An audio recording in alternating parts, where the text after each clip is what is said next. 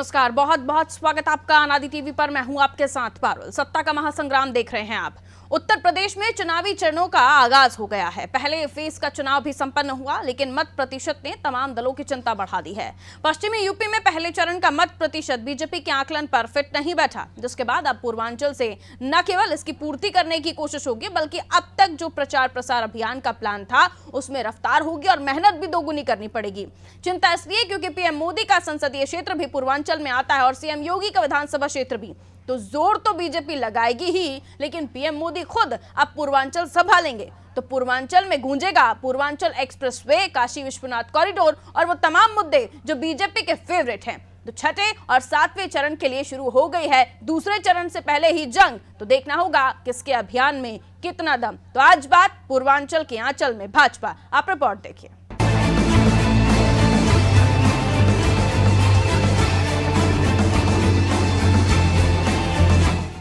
देश प्रदेश की सियासत में चर्चा में रहने वाली वाराणसी समेत पूर्वांचल की धरा इस बार भी 7 चरणों में होने वाले विधानसभा चुनाव में अपनी भागीदारी सुनिश्चित करने की तैयारी में है। पूर्वांचल के जिलों में छठे और 7वें चरण में चुनाव हैं, लेकिन बीजेपी ने पहले से ही अपना पूरा फोकस पूर्वांचल पर रखा है, क्योंकि पूर्वांचल में प्रधानमंत्री की कर्मभूमि भी है और सियासत का केंद्र भी। न केवल पीएम योगी के लिए भी पूर्वांचल को साधना सबसे ज्यादा जरूरी है, क्योंकि पूर्वांचल में ही है योगी का विधानसभा क्षेत्र गोरखपुर। इसके अलावा पहले चरण का मतदान प्रतिशत कम होना बीजेपी के लिए अच्छे संकेत नहीं है और इन तमाम बिंदुओं को समझते हुए अब बीजेपी पूर्वांचल से इस कमी को पूरा करने की कोशिश कर रही है। पूर्वांचल की करीब 100 सीटों पर भाजपा की निगाहें जमी हुई हैं। यही कारण है कि प्रधानमंत्री नरेंद्र मोदी और मुख्यमंत्री योगी आदित्यनाथ पिछले वर्ष के अंत में पूर्वांचल के कई जिलों में दौरा कर चुके हैं। अब 5वें चरण का चुनाव शुरू होने के साथ ही प्रधानमंत्री मोदी के संसदीय क्षेत्र में दिग्गजों का जमावड़ा होने लगेगा। इसमें गृह मंत्री अमित शाह, राष्ट्रीय अध्यक्ष जेपी नड्डा, रक्षा मंत्री राजनाथ सिंह, मुख्यमंत्री योगी आदित्यनाथ, ऐसे कई नाम हैं जो स्टार प्रचारक के तौर पर बनारस में रहेंगे। और ठीक इसी तरह कांग्रेस और सपा के दिग्गज भी जुटना शुरू करेंगे। मुख्यमंत्री व प्रधानमंत्री जी से सवाल पूछना चाहता हूँ, वो कोरोना काल का दृश्य मत भूलिए।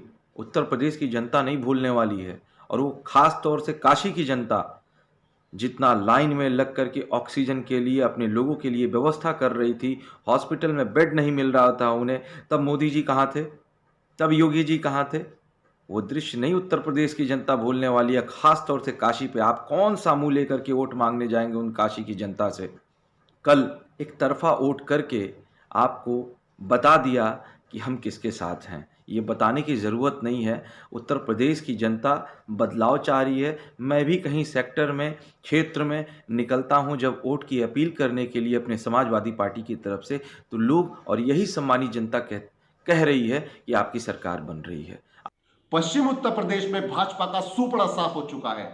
2 सीट भी नहीं आ रही है भाजपा की। अब सुना है हमारे देश के प्रधानमंत्री पूर्वांचल की कमान संभालने जा रहे हैं चुनाव प्रचार को लेकर। लेकिन हमारे देश के प्रधानमंत्री ने कमान तो कोरोना को लेकर भी संभाली थी, जिसमें अब तक 5,07,177 मौतें कोरोना की वजह से हमारे देश में हो चुकी हैं। किस तरीके से मां गंगा में हजारों की तादाद में लाशें बहाई गई, पूरे देश ने नहीं पूरी दुनिया ने देखा है। यह सरकार निकम्मी है, इसको बदलनी है, और इसको पूर्वांचल से ही नहीं पूरे 5 राज्यों में बदलने जा रही है कांग्रेस। काशी क्षेत्र की 71 विधानसभा सीटों पर वर्ष 2017 में भाजपा ने 55 सीटों पर फतेह पाई थी। यूपी में दोबारा सत्ता पाने के लिए पूर्वांचल पर पकड़ मजबूत करने में जुटी भाजपा पूर्वांचल में 65 सीटों पर विजय का लक्ष्य लेकर चल रही है। इस लक्ष्य को पाने के लिए पूर्वांचल की सियासत की नब्ज भांपने वाले अमित शाह की निगाहें हैं। कारण उनके नेतृत्व में ही वर्ष 2014, 2017 और 2019 में पूर्वांचल में भाजपा ने क्लीन स्वीप जैसी स्थिति बनाई थी। सुहेल देव भारतीय समाज पार्टी के सपा के पाले में जाने के बाद अब भाजपा नई रणनीति के साथ मैदान में है। ऐसे में पूर्वांचल की राह आसान नहीं होगी। अब देखना ये होगा कि इन परिस्थितियों के साथ बीजेपी पूर्वांचल में रिकॉर्ड बना पाती है या नहीं। ब्यूरो रिपोर्ट, अनादि टीवी।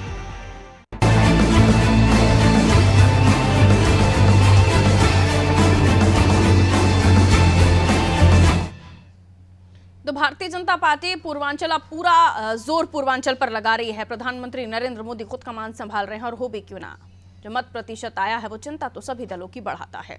चलिए मेहमानों से आपकी मुलाकात जो हमारे साथ चर्चा में जुड़ रहे हैं, प्रदीप तिवारी प्रवक्ता आप कांग्रेस से। प्रदीप तिवारी जी का बहुत बहुत स्वागत करती हूँ। हरिश्चंद्र श्रीवास्तव जी प्रवक्ता भारतीय जनता पार्टी से हमारे साथ जुड़े हुए। श्रीवास्तव जी आपका भी स्वागत। नदीम कुरैशी जी नेता हैं आप सपा से, हमारे साथ जुड़े हुए। नदीम जी आपका भी स्वागत करती हूँ। नावेद शेको साहब वरिष्ठ पत्रकार हैं, नावेद साहब आपका भी बहुत बहुत स्वागत। और नावेद साहब आपसे ही शुरुआत करते हुए, क्योंकि पूर्वांचल पर अब जोर है। अभी हम देख रहे थे कि फर्स्ट फेज में जो मत प्रतिशत आया उसने सभी को चौंकाया और तमाम दलों की चिंता बढ़ा दी।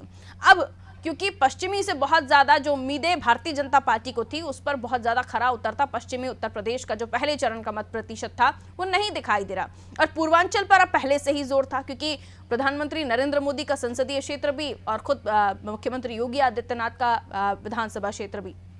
ऐसे में आप क्या देख रहे हैं कि किस तरह से मुद्दे होंगे, किस तरह से बातें होंगी, और आने वाले समय में क्या स्ट्रैटेजी लेके भारतीय जनता पार्टी पूर्वांचल को साधने की कोशिश कर रही है? देखिए, ये बात बिल्कुल सही है कि बहुत बड़ी चुनौती है पूर्वांचल, क्योंकि उनके शीर्ष नेताओं की प्रतिष्ठा भी दांव पे लगी हुई है। भारतीय जनता पार्टी के शीर्ष नेताओं का वहां से रिश्ता है। दूसरी चीज ये कि जैसे कि आपने कहा और जैसा दिखाई दिया कि पश्चिमी उत्तर प्रदेश में कई कारण रहे जहां भाजपा कुछ कमजोर नजर आई जमीन पर।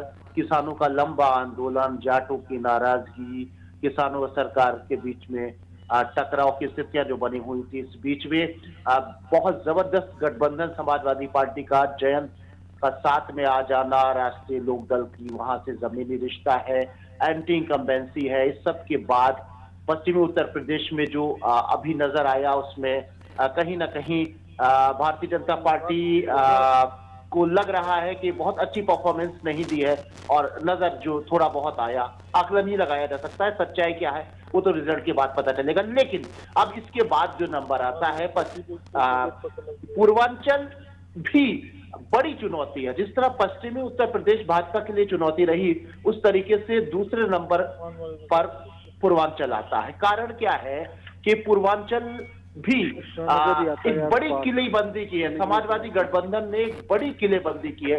जिस तरीके से किलेबंदी पश्चिमी उत्तर प्रदेश में जयंत चौधरी के साथ की गई, क्योंकि जयंत चौधरी एक मजबूत मोहरा, एक मजबूत हथियार साबित हुए समाजवादी पार्टी के लिए, क्योंकि उनकी वहां पे जड़ें थी। और कुछ कहा यह जा रहा है कि अच्छा परफॉर्म किया समाजवादी गठबंधन से। इसी तरह पूर्वांचल से भी समाजवादी पार्टी के गठबंधन को उम्मीद इसलिए है क्योंकि वहां पर जातिगत गुणा भाग जो है वो सपा ने अच्छा तालमेल बनाई है, क्योंकि राजभर जी का रिश्ता वहां से है और वहां पर वो जातियों के नेता हैं जो जातियों की एक बहुत बड़ी संख्या वहां पर है। भारतीय जनता पार्टी के साथ में राजभर जी का जब गठबंधन था तो जो फायदा उन्होंने पहुंचाया था वो पूर्वांचल में ही पहुंचाया था। तो राजभर जी को और घटक दल जो समाजवादी पार्टी के छोटे छोटे पिछड़ी जातियों के हैं उसको लेकर अच्छी खासी उम्मीद की जाती है समाजवादी पार्टी वहां अच्छा कुछ कर सकते हैं। इसलिए भाजपा ने किलेबंदी तेज कर दी है। यहां पर भाजपा का भी वर्चस्व कुछ कम नहीं है, क्योंकि यहां पर योगी जी का विधानसभा क्षेत्र है, यहां पर मोदी जी का लगातार दौरे हैं, यहां पर मोदी जी के इमोशंस जुड़े हुए हैं। यहाँ पर लेकिन वो कौन सा मुद्दा नाविद साहब आप देखते हैं जो बीजेपी के लिए परेशानी हो सकता है? भारतीय जनता पार्टी को पूरा जोर लगाना पड़ेगा और कुछ समीकरण सभा के पक्ष में जाते हुए देख रहे हैं, लेकिन वो कौन सा मुद्दा, कौन सी ऐसी पल्स जो आप देख रहे हैं बीजेपी को परेशान कर सकती है जल्दी से? केवल जातिगत मुद्दा जो है इस वक्त जो चुनावी माहौल उत्तर प्रदेश में है उसमें जो बहुत पहले जो थोड़े दिनों कुछ वर्षों से थम गया था कि जो जातिगत गोटियां हैं वो एक बार फिर से मजबूत होने लगी। उत्तर प्रदेश की राजनीति में जो जातिवाद था और यूपी में जातिगत फैक्टर ही होता है जो तमाम दलों के लिए जरूरी होता है कि वो जिसको साध लें वो उसके पक्ष में हो जाए। मैं आ रही हूँ नाविद साहब आपके पास। हरिश्चंद्र श्रीवास्तव जी, नाविद साहब ने साफ कहा कि राजभर वोटर्स आपके साथ जुड़े हुए थे और पूर्वांचल में ओम प्रकाश राजभर ने आपको फायदा पहुंचा था, लेकिन अब वो आपके साथ नहीं है। और कई ऐसे समीकरण जो सपा के पक्ष में जाते हुए दिख रहे हैं, क्योंकि छोटी छोटी पिछड़ी जातियों को भी उन्होंने साधकर अपने पाले में ले लिया है, पार्टियों को साधकर अपने पाले में ले लिया है। आपके लिए परेशानी जातिगत समीकरण हो सकते हैं, तो जोर तो लगाना होगा, लेकिन डबल। श्रीवास्तव जी, देखिए, भारतीय जनता पार्टी वो पश्चिमी उत्तर प्रदेश हो, पूर्वांचल हो, ब्रज हो, बुंदेलखंड कानपुर इलाका हो या मध्य उत्तर प्रदेश हो, भारतीय जनता पार्टी का जो परचम है वो सभी चुनाव क्षेत्रों में फहराने वाला है। एक मजबूत, ईमानदार सोच की असरदार और दमदार सरकार योगी आदित्यनाथ जी ने दिया है। उत्तर प्रदेश को गरीब कल्याण योजनाओं को उन्होंने साकार करने का काम किया है और जिस तरह से कोरोना जैसी महामारी के संकट को भी माननीय प्रधानमंत्री जी और माननीय मुख्यमंत्री जी के प्रयास से पूरी तरीके से कंटेन करने में सफलता मिली और आज जिस तरह से जिस तेज गति से वैक्सीनेशन का कार्य हुआ और गरीबों को जिस तरह से मदद और राहत पहुंचाने का काम हुआ, किसानों को जिस तरह से सम्मान निधि और बहुत सारी सुविधाएं मिली, आयुष्मान योजना, निःशुल्क बिजली कनेक्शन, गरीबों को मकान, शौचालय, ये बहुत सारी योजनाएं हैं। और जिस तरह से एमएसएमई को लेकर के, ओडीओपी को लेकर के, औद्योगिक विकास के लिए सरकार ने काम किया, तो उत्तर प्रदेश की जनता का उत्साह पूरी तरीके से भारतीय जनता पार्टी के साथ है। और जब भी ये चुनाव होगा तो आप ये देखेंगे, चुनाव को पहले चरण का भी चुनाव हुआ है, दूसरे चरण को 14 तारीख को होने वाला है और ये जो 7 चरणों का चुनाव है, इसके ओवर होने के बाद जब 10 मार्च जाएगा तो आप देखेंगे कि उत्तर प्रदेश की सम्मानित जनता जात पात की और जो संकीर्णता की राजनीति है, अपराध और अपराधियों के संरक्षण की जो राजनीति है, उसको नकारते हुए, परिवारवाद की राजनीति को नकारते हुए कमल पे मोहर लगाने का काम करेगी और सभी 403 विधानसभा क्षेत्र में कमल ही कमल खिलता नजर आएगा, ये आप देखेंगे। ठीक है नदीम जी, आपके पास आते हुए जाहिर है कि आप लोगों ने जो स्ट्रैटेजी अपनाई है छोटे छोटे दलों को साध कर चलना, लेकिन पूर्वांचल में किस तरह से आप लोग काम करेंगे आगे, किन परेशानियां जो जनता की हैं, खासतौर पर वहां बेरोजगारी है, किसानों का मुद्दा भी अभी हम पश्चिमी में देख ही रहे थे, लेकिन तमाम वो मुद्दे जो पूर्वांचल के हैं उनको हल करके आगे बढ़ना और जातियों को साधना, ये आपकी स्ट्रैटेजी जो हम लोग अभी तक समझ पा रहे हैं। लेकिन सवाल यही कि भारतीय जनता पार्टी जिस जोश खरोश के साथ लगी हुई है, उनके पास सत्ता है, उनके पास प्रधानमंत्री है, उनके पास योगी आदित्यनाथ है, कैसे पार पाएंगे? देखिए पारुल जी, अभी श्रीवास्तव जी ने कहा है कि नदीम जी का शायद डिस्कनेक्ट हुआ है कॉल हमारे साथ। जी नदीम जी कहिए। नदीम जी आवाज मिल रही है आपको मेरी? नदीम जी आ रही हूँ मैं, शायद डिस्कनेक्ट हुआ है, हम दोबारा से आपको जोड़ने की कोशिश करते हैं। जब तक प्रदीप तिवारी जी आपके पास आ रही हूँ मैं, जाहिर है कि वोट परसेंट भी बहुत कुछ कहता है और पिछले चुनाव में वोट परसेंट आपका पूर्वांचल में काफी कम था। बीजेपी ने तीनों ही चुनाव, चाहे वो 2014 का हो, 19 का हो, 2017, पूर्वांचल ने काफी भरोसा दिया है इन तीनों चुनाव में भारतीय जनता पार्टी को। तो ऐसे में कैसे आप अपनी जमीन मजबूत देख रहे हैं पूर्वांचल में? देखिए, जैसे भी आप बात कर रही थी कि पहले चरण का चुनाव हो चुका है और पहले चरण के चुनाव के पश्चात भारतीय जनता पार्टी बहुत चिंतित है, बहुत परेशान दिख रही है, क्योंकि वहां पे इनको नकार दिया गया है। वहां पे किसानों ने इनको नकार दिया, बेरोजगारों ने नकारा और महिलाओं ने नकारा है। वो सिर्फ पश्चिम में नहीं है, अगर आप देखेंगे तो बेरोजगारी सिर्फ एक क्षेत्र विशेष में नहीं है। बेरोजगारी जो है पश्चिम से लेकर पूरे पूर्वांचल में हो, हर जगह बेरोजगारी एक मुद्दा है। किसान अगर परेशान है, गन्ने के मूल्य का भुगतान नहीं हुआ समय से परेशान है, तो वो पश्चिम में ही परेशान है, वो पूर्वांचल में भी परेशान है। अगर महिलाओं को लेकर के छेड़खानी हुई है, महिलाओं के साथ में बलात्कार की घटनाएं घट रही है, तो उससे सिर्फ एक क्षेत्र विशेष की जनता नहीं परेशान है, या महिलाएं एक क्षेत्र विशेष की नहीं चिंतित है, वो हर क्षेत्र की महिलाएं चिंतित हैं। तो उस आधार को देखते हुए अभी जब दूसरा चरण आएगा, तीसरा चरण आएगा, तो चरणबद्ध तरीके से आप देखेंगे कि भारतीय जनता पार्टी के जो नेता हैं उनकी बेचैनी बढ़ती चली जाएगी, वो परेशान होते चले जाएंगे, क्योंकि जनता ने, उत्तर प्रदेश की जनता ने इस बार मूड बना लिया है कि भारतीय जनता पार्टी को उत्तर प्रदेश की सत्ता से बेदखल कर देंगे। लेकिन सर परेशानियां तो तमाम दलों के लिए है ना, क्योंकि पहले चरण का मत प्रतिशत आपको भी खुश करने वाला नहीं है। नहीं, ये देखिए, कांग्रेस पार्टी हमेशा चाहती कि मतदान जो हो वो 100% हो, मगर अगर मतदान नहीं हुआ है तो ये चिंता हर पार्टी को चिंतित होना चाहिए इसके लिए। हर पार्टी के लिए ये अच्छी खबर नहीं है कि मतदान कम हुआ है। लोगों ने किसी भी दल के साथ इंटरेस्ट नहीं दिखाया है, लोग वोट करने के लिए घरों से बाहर नहीं निकले हैं। ये अपने आप में चिंता का विषय है। पार्टी को चिंतित होना चाहिए। ठीक है, आ रही हूँ आपके पास। नदीम जी कैसे मजबूत देख रहे हैं आप अपनी जमीन? आ रही हूँ सर, आ रही हूँ। प्रदीप जी आ रही हूँ अभी आपके पास लौट के। नदीम जी कैसे मजबूत देख रहे हैं अपनी जमीन? आखिर क्या वो प्लानिंग्स है जिन्हें आप लेकर पूर्वांचल के चुनाव में जाएंगे? क्योंकि बहुत मजबूत जमीन भारतीय जनता पार्टी की पहले से ही 3 चुनाव में है। चाहिए मगर मतदान क्यों नहीं हुआ? ठीक है प्रदीप जी, आ रही हूँ। मतदान क्यों इशू आ रहा है सर आपके यहाँ से नेटवर्क का, आपकी वॉइस ब्रेकेज है, रुक जाइए जरा, मैं आ रही हूँ, ठीक करवा के आती हूँ आपके पास।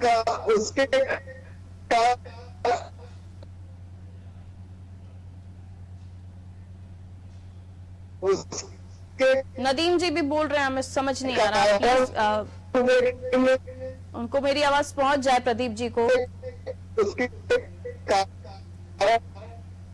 देखने पड़ेंगे। देखिए जिसकी सरकार होती है, जो सत्ता में होता है, उसको चाहिए। प्रदीप जी तक मेरी आवाज नहीं जा रही है, जरा वहाँ बताइए कि उनको आवाज नहीं मिल रही है, रोक रहे हैं। जी देखिए, पूर्वांचल की जनता इस बार बीजेपी की जमानत जब्त कराने वाली है।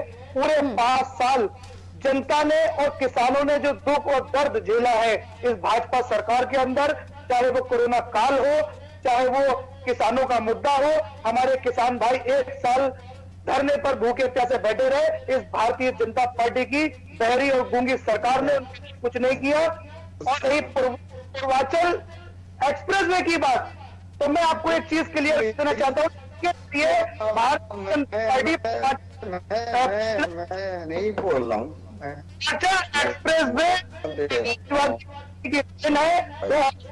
के अंदर इसकी नींव रखी गई थी माननीय मुख्यमंत्री श्री अखिलेश यादव जी के द्वारा, और भारतीय जनता पार्टी आवाज आ रही है, मुझे आवाज आ रही है, मुझे आवाज आ रही है, तुम अपनी बात पूरी रखो। प्रदीप जी मुझे आवाज आ रही है, मुझे आवाज आ रही है। प्रदीप जी को कॉल करके जरा थोड़ा सा बता दीजिए, कुछ डिस्टरबेंस है वहां पर, लेट है शायद कनेक्शन उनके पास। नदीम जी पूरा कर लीजिए अपनी बात। देखिए, मैं एक चीज बता दूं आपको कि शायद हमारे मुख्यमंत्री उत्तर प्रदेश के बाबा मुख्यमंत्री जी ये नहीं जानते कि मोदी जी का जो संसदीय क्षेत्र है उसको भी योगी जी ने एक्सप्रेसवे से काट दिया है, और उससे भी एक्सप्रेसवे नहीं जुड़ा हुआ है। किस आधार पे ये लोग पूर्वांचल जा रहे हैं?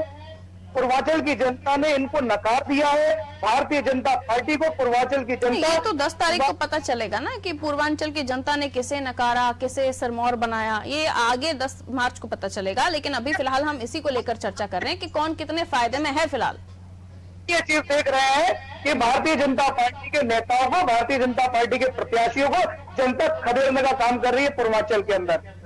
ठीक है हरी जी, जनता का किसी भी पार्टी के साथ जाना, ये तमाम जो समीकरण है ये बहुत कुछ कह जाते हैं। और अभी राजभर जी का जाना, मौर्य साहब का आपके पास से जाना, और तमाम ऐसे जो नेता जो आपको फायदा पहुंचा सकते थे, लेकिन जो कारण पार्टी के इंटरनल में रहे होंगे वो तो आप ही लोग जाने। फिलहाल कई ऐसे लोग जो आपको छोड़कर चले गए हैं, जिनके साथ एक बड़ा वोट बैंक भी आपसे छिटक गया है, और पूर्वांचल में अपनी जमीन मजबूत करने के लिए आपने अपर्णा यादव को लाया, आपने कुछ और जो अन्य दलों से आए हैं आपके पास, लेकिन क्या वो तमाम आपके विधायक और मंत्री कद के नेताओं के जाने की, उनके साथ जाने वाले वोट बैंक की भी पूर्ति कर पाएंगे?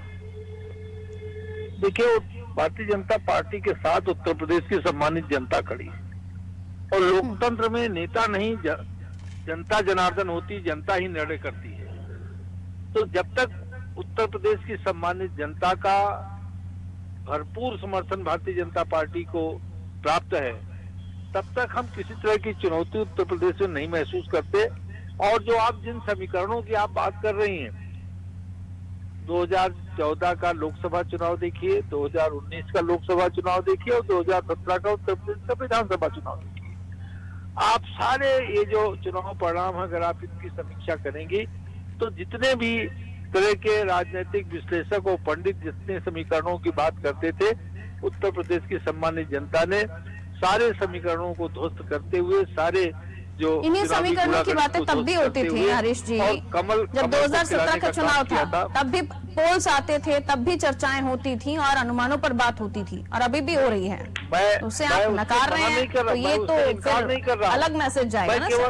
मैं केवल आपको ये कह रहा हूँ कि उत्तर प्रदेश की जनता इन सारे जो चुनावी समीकरण और जिसको लेकर के लोग बहुत उत्साहित है, तब भी 19 में भी श्रीमान अखिलेश यादव जी ने बसपा के साथ गठबंधन किया था, और जितने भी पर्यवेक्षक चुनावी हैं, जो भी इस पे राजनीतिक विश्लेषक हैं, उससे मजबूत और कोई गठबंधन नहीं मान रहे थे, और उत्तर प्रदेश की जनता ने उसको पूरी तरह से नकारने का काम किया था। 2017 के भी चुनाव में श्रीमान अखिलेश यादव ने कांग्रेस के श्रीमान राहुल गांधी और वो दोनों लोग एक साथ चल रहे थे, तब भी समाजवादी पार्टी और कांग्रेस दोनों को समेत रूप से उत्तर प्रदेश सम्मानित जनता ने अभी स्थिति वो नहीं है ना तो हरीश जी। ऑलरेडी आप सत्ता में हैं, एंटी इनकम्बेंसी पहले से ही आपके पीछे लगी हुई है। देखिए, प्रो कमेंसी है, एंटी इनकम्बेंसी नहीं है, प्रो कमेंसी है।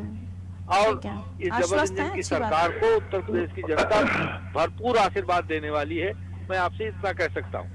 अच्छा, आशीर्वाद किन किन मुद्दों पर मिलेगा और किन मुद्दों पर नहीं मिलेगा, चलिए यही बता दीजिए।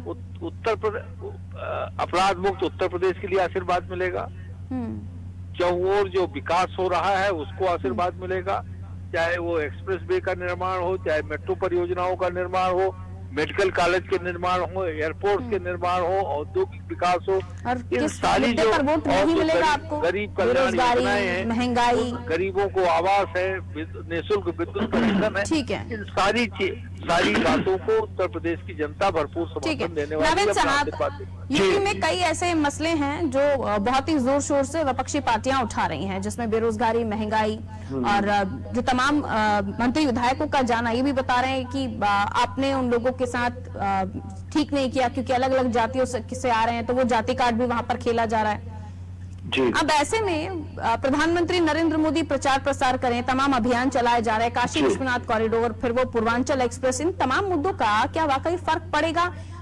अगर हम दोनों ही चीजों को सामने रखें तो विपक्षी पार्टियों के वो मुद्दे जिन्हें वो उठा रहे हैं, और इधर प्रचार प्रसार अभियान और तमाम वो विकास कार्य जिसे लेकर जनता के बीच में बीजेपी जा रही है। जी, दोनों चीजें बहुत प्रभावशाली हैं। आपने बिल्कुल बात सही कही कि देखिए, दो पहलू देखिए। एक तरफ तो भारतीय जनता पार्टी को लेकर दीवानगी अभी भी लोगों में है, इस बात में कोई शक नहीं है। नरेंद्र मोदी जी की लोकप्रियता है, इसमें कोई शक नहीं है। योगी जी की एक बड़ी फॉलोइंग है, उनको एक हिंदुत्व का चेहरा माना जाता है, ये भाजपा की ताकत है, इसको मानना पड़ेगा। लेकिन इसके अलावा इस बात को भी स्वीकार करना पड़ेगा कि उत्तर प्रदेश की सरकार के खिलाफ एक माहौल भी है।